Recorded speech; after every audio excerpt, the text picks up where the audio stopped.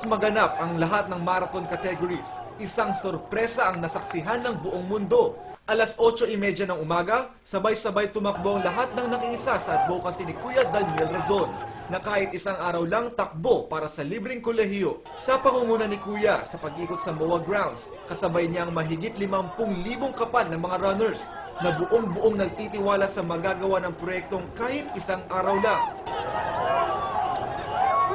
Well, sa atin naman po, ang aming kampanya kasi ay tayong lahat ay magkasama-samang gumawa na mabuti. Hindi naman po namin kayang kami lang yung gagawa ng lahat ng mga bagay na pwede natin na maitulong sa ating mga kapwa-tao. Bawat isa naman sa atin, merong opportunity ibinibigay sa atin ng Diyos para makagawa tayo na mabuti sa kapwa-tao natin. At ang ating pag-anyaya sa kanila na sila mag-umpisa rin na ugaliin na kung ano yung pwede natin gawing mabuti sa kapwa-tao natin in our own little way.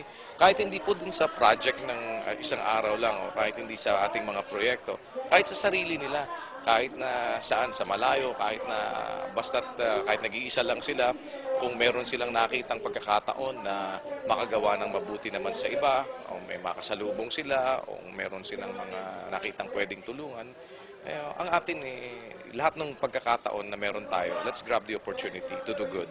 At huwag natin kalimutan na yung mabuting gawa, hindi magbubunga ng masama.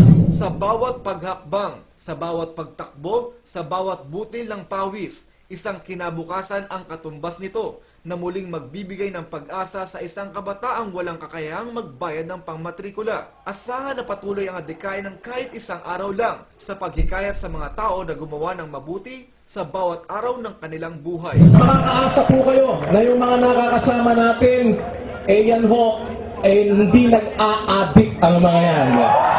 Tama ba mga kasama? No to drugs! Yes to God! Ayos!